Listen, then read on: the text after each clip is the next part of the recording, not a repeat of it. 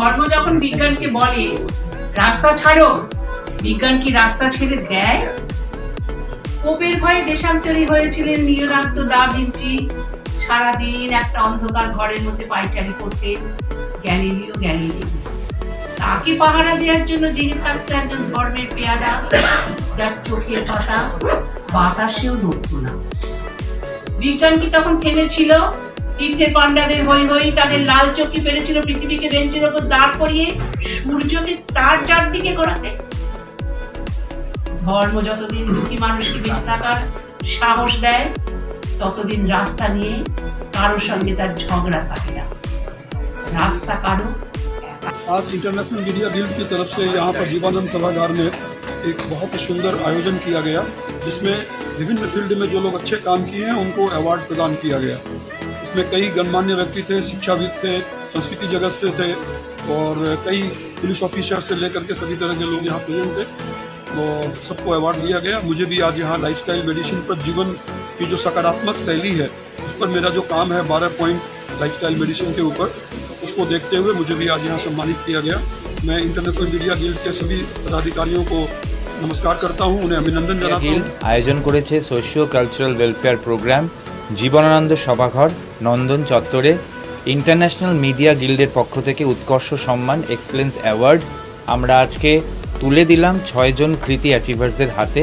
Doctor S Yasmin রোজলিন, উনি একজন ক্রীড়াবিদ, কবি এবং সোশিও কালচারাল মোটিভেটর। তুলে দিলাম x MLA, advocate, PhD doctor Sourav চক্রবর্তীর হাতে। তুলে দিলাম প্রফেসর ডক্টর প্রতাপ রঞ্জন হাজরার হাতে, যিনি সিইউ বিভাগের এইচওডি ছিলেন একটা সময়, রিসার্চ স্কলার। তুলে দিলাম প্রখ্যাত বাচিক শিল্পী শিখা হাজরার হাতে। এবং আমরা কৃতজ্ঞ, আজকে আমাদের এই প্রোগ্রামে হেলথ অ্যাওয়ারনেস সেমিনার দিয়েছেন ডক্টর নবনীল বিশ্বাস।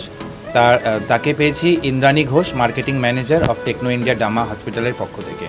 আরেকজন কৃতি অ্যাচিভার যিনি আমার পাশে এই মুহূর্তে আছেন, বনানী শিকদার।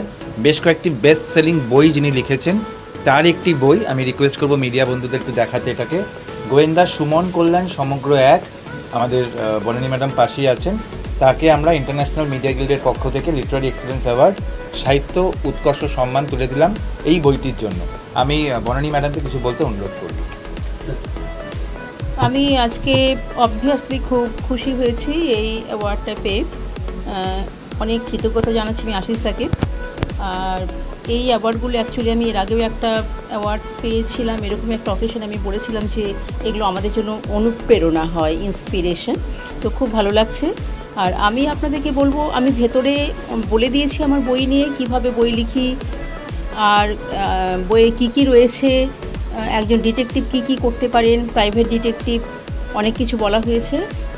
আর এ বিষয়ে বিশেষ কিছু বলবো না, শুধু আপনাদের সবাইকে বলবো আপনারা বই পড়ুন। এবং বই পড়লে দেশকে পড়া হবে, বইকে পড়লে আপনাদের অথারকে পড়া হবে, সবাইকে পড়া হবে। এই সমাজে কী চলছে সেগুলোর আইডিয়া আপনারা পাবেন। এই জন্য আপনাদেরকে বলবো আপনারা বই পড়ুন এবং বই পড়ে আমাকে আরও ইন্সপিরেশন দিন। Thank you. আজকে সকলকে ধন্যবাদ, বিশেষ করে যারা ওপাশে আছেন ইন্টারন্যাশনাল মিডিয়া গিল্ড কিন্তু তাদেরকে নিয়েই, তাই জন্য তাদেরকেই বিশেষ ধন্যবাদ। আমার অর্চনা, আমার মনোজ ভাই, আমার প্রজ্ঞা পারিজাত, আমার জিতেন্দা দিদি, আমাদের শুভদা, আরও যারা আজকে আসতে পারেননি তাদেরকে নিয়েই কিন্তু আমাদের ইন্টারন্যাশনাল মিডিয়া গিল্ড। আর আপনাদের ছাড়া কিন্তু আমি আশিস বসাক যেটা নাকি স্বপ্ন দেখেছি ইন্টারন্যাশনাল মিডিয়া গিল্ডকে এগিয়ে নিয়ে যাওয়ার, সেটাই কিন্তু সার্থক হবে না। ভালো থাকুন, সঙ্গে থাকুন, সবাই থাকুন ইন্টারন্যাশনাল মিডিয়া গিল্ডের সাথে। বিশ্বাস, আমি ইন্টারভেনশনাল কার্ডিওলজিস্ট, কলকাতা বেস্ট আছে। অ্যান্ড আমার আরও ভালো লাগছে যে অনেকজনের সঙ্গে আমি ইন্টারাক্ট করেছি, আর আমি আমার মেসেজ অফ হেলথ অনেকজনের কাছে পৌঁছে দিতে পেরেছি, ইন দ্য হোপ দ্যাট ওরা ভালো থাকবেন আর নিজেদের ভালো রাখবেন, আর নিজের রিলেটিভসদেরও, ফ্রেন্ডস অ্যান্ড রিলেটিভসদেরও ভালো রাখবেন। অনুষ্ঠান সত্যি খুব একটা ভালো অনুষ্ঠান। তার কারণ একটা হচ্ছে যে এখানে সব ধরনের জিনিসই আছে। এখানে আছে কবিতা আছে, সাহিত্য আছে, শরীরচর্চা আছে, সবই আছে। এই যে টেকনোডামা হসপিটাল যেটা করছে, তারা যে এই একটু পরেই যেটা করবে, যে কার্ডিওলজি নিয়ে একটা মানে যে সেমিনার, সেটা আমি মনে করি যে সেটা খুবই দরকার আজকের দিনে।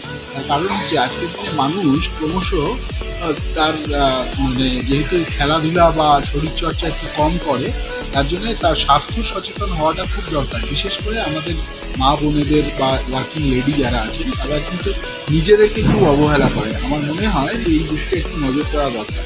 আর এই ধরনের সেমিনার আরও হোক, এটা আমি মনে প্রাণে চাই এবং খুব ভালো এই ধরনের সেমিনার হলে প্রত্যেকটা মানুষেরই উপকার।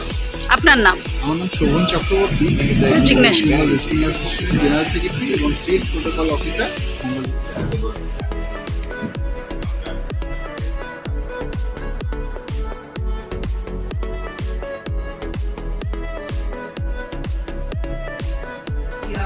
লিখছি কবিতা তোমায় ঘিরে, বইছে বাতাস বসন্ত রং, আবিরের সম্মতিতে তোমার আপেল গালে আমার হাত। সমস্ত মানুষকে আমার ভালোবাসা, আন্তরিক ভালোবাসা, ধন্যবাদ এবং নমস্কার। প্রশ্ন করার অধিকার দেওয়া হয়, বিশেষত ছোটদের 1 থেকে 10। যদি সে প্রশ্ন করতে পারে তবে সে বিজ্ঞান মনস্ক হবে, শিক্ষার মনস্ক হবে। সে বুঝতে পারবে কিভাবে সুন্দরকে খুঁজে নেওয়া যায়, নিজের সুন্দরতা। আমি কিভাবে কথা বলবো, কতটুকু কথা বলবো, কিভাবে ঝগড়া করবো, কিভাবে সকলের সঙ্গে বেরিয়ে যাবো, এটাই আমার ভারতবর্ষের গুরুত্ববাদ। আজকে একটি কবিতা বলছি, যদিও আমি সেভাবে কবিতা বলি না, ওই আমরা যা যেভাবে শুরু